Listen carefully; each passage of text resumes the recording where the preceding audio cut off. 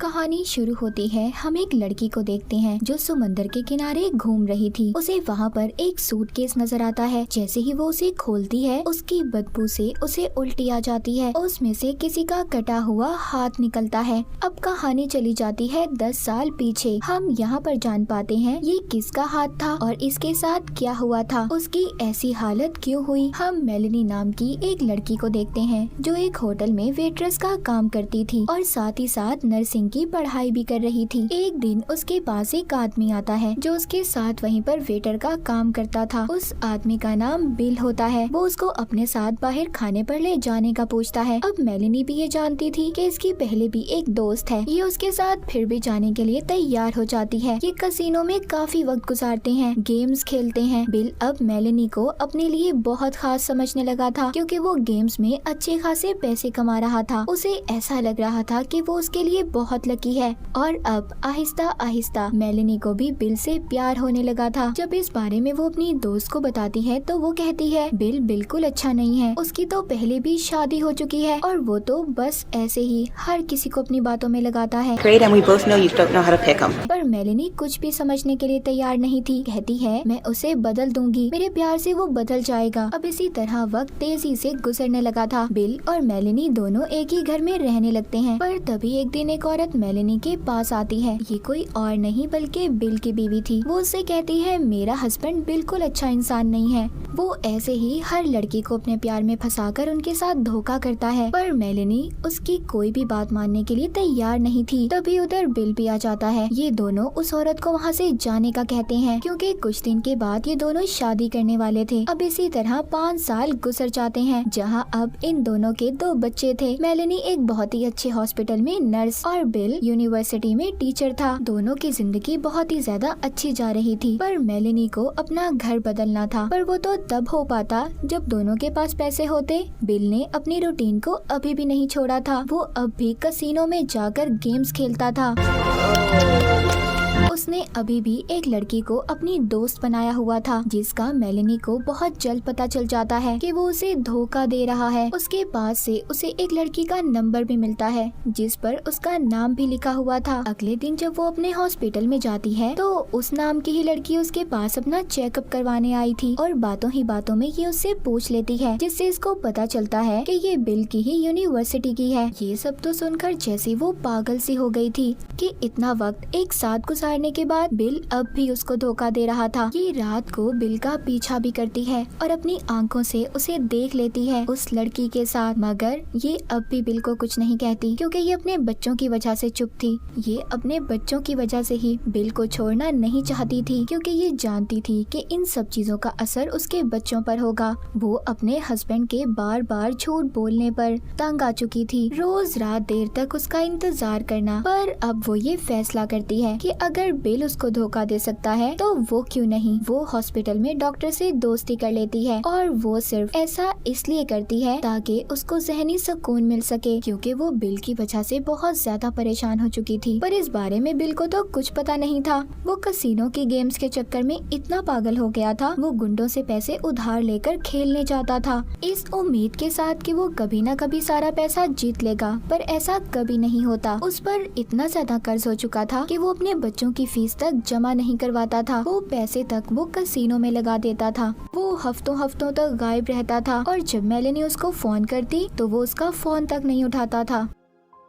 उनका रिश्ता बस टूटने ही वाला था। पर वो बिल को डाइवोर्स देना नहीं चाहती थी क्योंकि बचपन में भी उसके साथ ये सब हुआ था। उसके डैड की मौत के बाद उसकी मॉम ने दूसरी शादी कर ली थी पर उसको वैसा प्यार नहीं मिल सका जैसा उसे उसके सगे डैड से मिलता और यही सब वो अपने बच्चों के साथ होने देना नहीं चाहती थी। अब इसी तरह देखते देखते 4 साल और गुजर जाते हैं। उनको उनका दूसरा घर भी अब मिलने वाला था पर ऐसा कैसे हो पाता। उसके लिए तो इन्हें पैसे चाहिए थे और बिल के पास कोई पैसा नहीं था। वो अपनी अय्याशी की जिंदगी में मगन था। एक दिन मेलेनी उस लड़की का मैसेज पढ़ती है जो बिल की दोस्त थी, जो उसके साथ उसके यूनिवर्सिटी में भी थी। वो उसको अपने पास बुला रही थी। जब ये उसका पीछा करती है तो बिल उस लड़की को लेकर जाने ही वाला था पर ये पार्किंग एरिया से गाड़ी को दूसरी साइड पर खड़ा कर देती है क्योंकि गाड़ी की दूसरी चाबी मेलेनी के पास थी। अब जब बिल घर आता है तो उसको बहुत गुस्सा आता है क्योंकि वो जानता था कि ये काम मेलेनी ने किया है। वो उस पर चिल्लाता है, उसे मारने भी वाला था था, पर ऐसा नहीं करता। मेलेनी उसके ऐसे रवैये से बहुत ज्यादा तंग आ चुकी थी। अब एक दिन जिस हॉस्पिटल में वो काम करती थी वहाँ से डॉक्टर के पेपर्स चुराती है जिस पर उनके साइन थे और उनकी नकल करने लगती है। अब ऐसा क्यों था और क्या चल रहा था उसके दिमाग में, कोई नहीं जानता था। अब वो एक रात बहुत प्यारी तैयार होती है अपने नए घर की खुशी में, बिल के साथ बहुत अच्छा वक्त गुजारती है इस उम्मीद के साथ कि उनकी जिंदगी बदलने वाली है, पर ऐसा कुछ नहीं होता। अब कहानी को हमें वहीं से दिखाया जाता है जहाँ से शुरू हुई थी। वो सूटकेस जो उस लड़की को मिला था, जब वो पुलिस को बुलाती है तो यहाँ पर पता चलता है इससे पहले भी पुलिस को ऐसे ही 2 सूटकेस मिले थे जिनमें एक ही इंसान के अलग अलग जिस्म के हिस्से मौजूद थे। अब आखिरी सूटकेस में बिल का जब सर मिलता है तो पुलिस को पता चल जाता है कि ये बिल की लाश थी। जी हाँ, उस सूटकेस में बिल की लाश थी, वो मर चुका था। पुलिस अब मेलेनी के पास जाती है जो अपने मॉम डैड के घर पर रह रही थी। जब इसको पता चलता है कि बिल मर चुका है और वो भी इतने बुरे तरीके से किसी ने मार दिया तो वो तो जैसे पागल सी हो जाती है। अब जब पुलिस इस केस की छानबीन करती है जिसके बाद कुछ अलग बातें सामने आती हैं। कुछ वक्त पहले इनकी जिंदगी में क्या हुआ था, मेलेनी पुलिस को बताती है। कहती है हम लोग नया घर लेने वाले थे जिस पर बिल बिल्कुल खुश नहीं था। हम दोनों में झगड़ा भी हुआ, उसने मुझ पर हाथ भी उठाया जिसके बाद अपना सामान पैक करके घर से चला गया। वो बताती है मुझे ऐसा लगा हमेशा की तरह अपनी किसी दोस्त के पास गया होगा। मैं उस आदमी के साथ नहीं रहना चाहती थी, इसीलिए मैंने उससे अलग होने का फैसला किया। पुलिस को ये सब बातें बताने के बाद मेलेनी डॉक्टर के पास आती है। हॉस्पिटल में वो डॉक्टर को बताती है कि मैं अब बिल के साथ और नहीं रहना चाहती क्योंकि वो अच्छा आदमी नहीं है। डॉक्टर उसकी बातों पर हैरान था क्योंकि कुछ दिन पहले उसने उससे कहा था कि मैं अपने बच्चों का बचपन खराब नहीं करना चाहती। दूसरी तरफ पुलिस भी इस केस की छानबीन शुरू कर देती है। तभी पुलिस को पता चलता है कि मेलेनी ने जो कुछ भी बता रही थी कि सब कुछ उसने बिल के गायब होने के बाद किया। जब पुलिस उसके घर की तलाशी लेती है तो वैसा ही उन्हें एक और सूटकेस मिलता है। पूछने पर ये बताती है कि हमारे पास ऐसे सूटकेस और भी हैं, पर जब बिल घर से गया था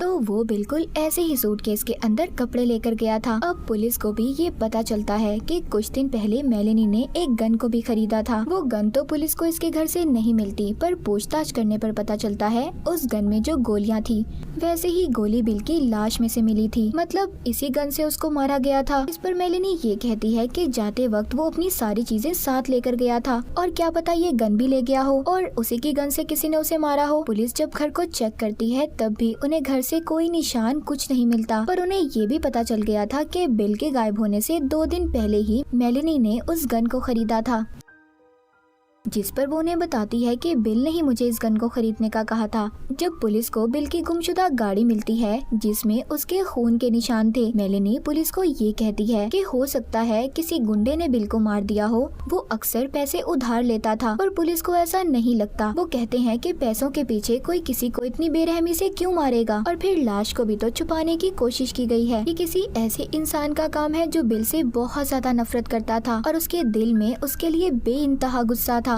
बिल की बहन को भी यही सब लग रहा था कि मेलेनी ही थी जो उससे सबसे ज्यादा नफरत करती थी। वो सारी बात जाकर पुलिस को बता देती है कि मेलेनी और बिल के दरमियान क्या चल रहा था। अब पुलिस का शक और ज्यादा पक्का हो जाता है, पर उनके पास अभी भी कोई सबूत नहीं था। इसके बाद वो मेलेनी पर नजर रखना शुरू कर देते हैं और आखिरकार 2 महीनों बाद पुलिस को आहिस्ता आहिस्ता सब कुछ पता चलने लगा था। उन्हें पता चलता है कि बिल के मरने से पहले मेलेनी ने एक दवाई को ऑर्डर पर मंगवाया था, पर उनको साथ ही साथ छानबीन से ये भी पता चलता है और उसने डॉक्टर के नकली साइन किए थे क्योंकि ये ऐसी खतरनाक दवाई थी कि डॉक्टर के साइन के बगैर इसे कोई नहीं देता था। सारे सबूतों को इकट्ठा करके पुलिस एक कहानी बनाती है कि उस रात आखिर हुआ क्या था। यहाँ पर हमें पता चलता है उस रात उनमें कोई झगड़ा नहीं हुआ था। उस दवाई को उसने बिल की शराब में मिलाकर पिला दिया जिससे वो बेहोश हो गया और सुबह बच्चों को स्कूल भेजकर उसने अपने ही घर में उसका खून कर दिया और बाथरूम में ले जाकर उसकी लाश के टुकड़े कर सूटकेस में भर दिया ताकि लाश को उठाने और ले जाने में आसानी हो। जिसके बाद उसने लाश को गाड़ी में ले जाकर समंदर में फेंक दिया और खुद उस गाड़ी को छोड़कर दोबारा घर आ गई। उसने अपने सारे घर को साफ कर लिया, पर वो अपने जूतों के बारे में भूल गई थी, जिस वजह से पुलिस को भी उसके खिलाफ सबूत मिला था क्योंकि उसके जूतों पर जो खून के निशान थे वैसे ही निशान उनको बिल की गाड़ी से मिले थे। मेलेनी अब पकड़ी जा चुकी थी।